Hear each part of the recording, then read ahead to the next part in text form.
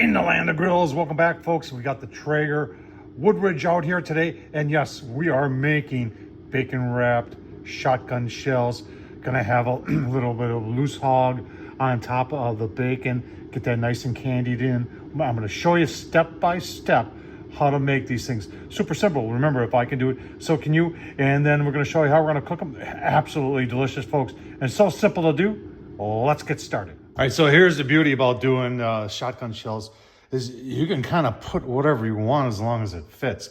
So I've got 3/4 pound of Italian sausage. I've got a pound of lean ground beef. I've got, I just had it in the drawer there, the 4-cheese pizzeria. It's thick cut, so it'll go good in there. We've got our shells. I've got some homemade from the grocery store.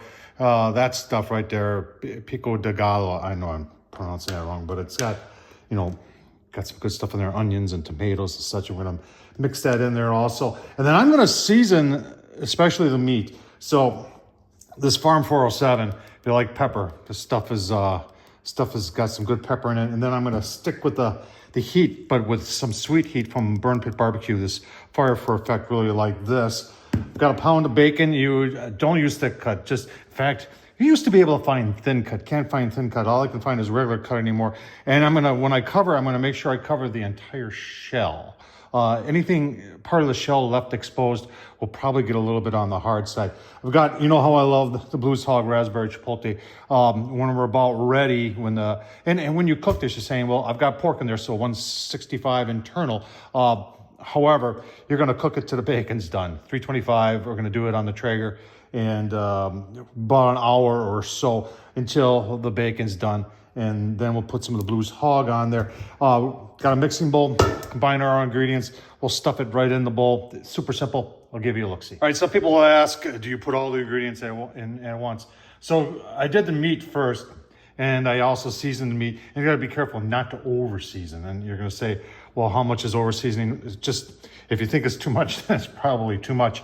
Then I do one ingredient at the time. And right now I just did my cheese. Remember, food safety, always wash your hands. Sometimes people using gloves will then reach for things thinking that makes it safer. Every time I take my hand out of this bowl, before I reach for anything else, I go wash my hands with soap and water, hot soap and water.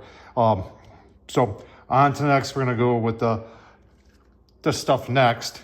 And we'll just gauge it, and then we'll be ready to stuff. Super simple. All right, I got one stuffed already. So I'm just using the same bowl, and I'm using it kind of like a shovel. And we're just going in and we're using our fingers to stuff it. And you can see how it's moving through there. If you want to turn it around and see how close we are there, and then just continue doing it until it's nice and full. You can put your finger on the other side. You got to be careful though, because if you try and push too much in there, it'll split. It'll split your manicotti there. So next up, wrap them in bacon. All right, so just to show you, that was almost 2 pounds, just shy of 2 pounds of meat, pound and 3/4 plus all the other ingredients I put in there, and that was enough for 7. There's definitely enough here for a dozen. Actually, there's probably enough here, I would say, from almost 20, maybe a little shy. If you got extras, what are you gonna do? You could freeze it, but I don't think I'd freeze it. But you could make little meatballs out of that and have little smoked meatball appetizers.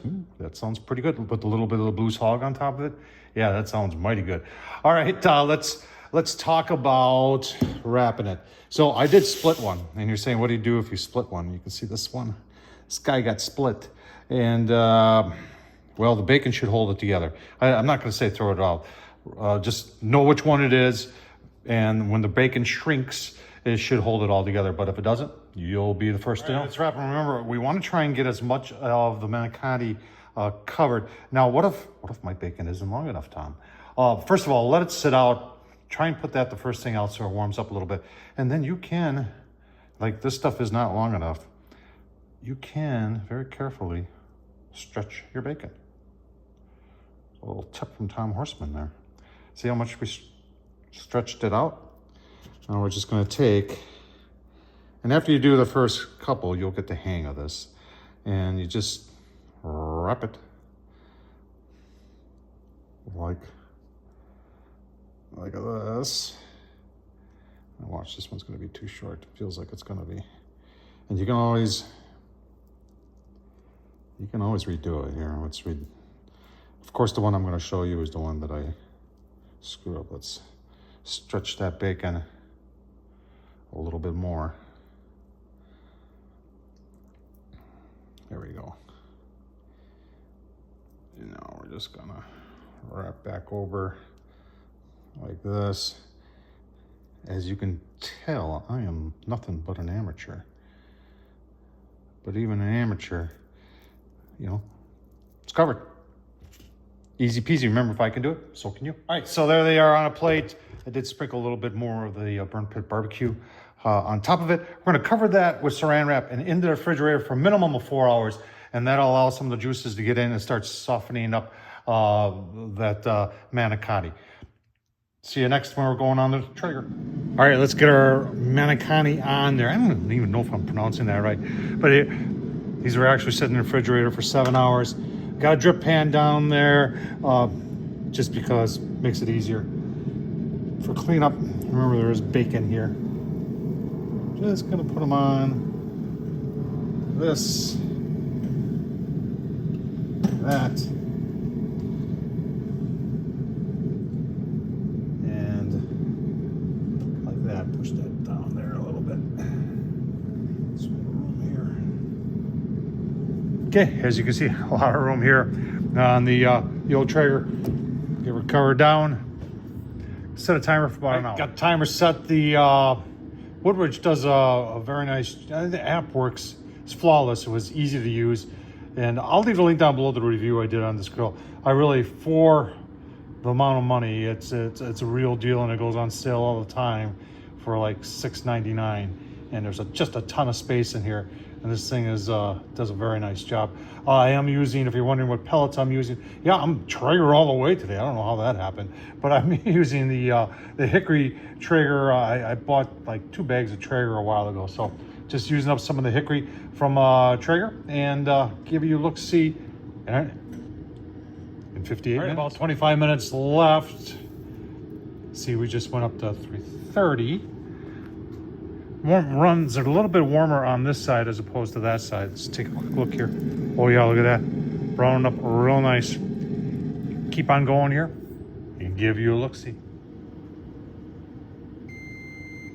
All right, time's up. I got it. I've never used a timer before. Now let's take a quick look here. They are looking nice. Now's the time to put on some of the Blues Hog raspberry chipotle. Just brush that on there. Let it sit for about 10 minutes. Oh man, sorry about that. And then we'll give you a look-see. All right, about 12 minutes. A little smoke rolling there. Look at that. I'm telling you what, that looks very nice. Pull them off. Give you a look-see at the final product. All right, there's one cut in half. I have no idea which one of these is the one that was broken, but obviously there was no issues there. Taste test, shall we? Oh, wow. Oh, wow. What are you waiting for? Holy smokes. That was really good. The manicotti is, it's not tough at all. It's done. The Blues Hog, and then the seasoning and the pork. You can taste the pork in there, the seasoned pork. Very, very good. Along with the tomatoes and the onions in there, seasoned up. Really nice, folks. If you have not tried this, remember, if I can do it, so can you. Tom Horsman, YouTube, thumbs up, leave a comment. And as always, thanks for watching.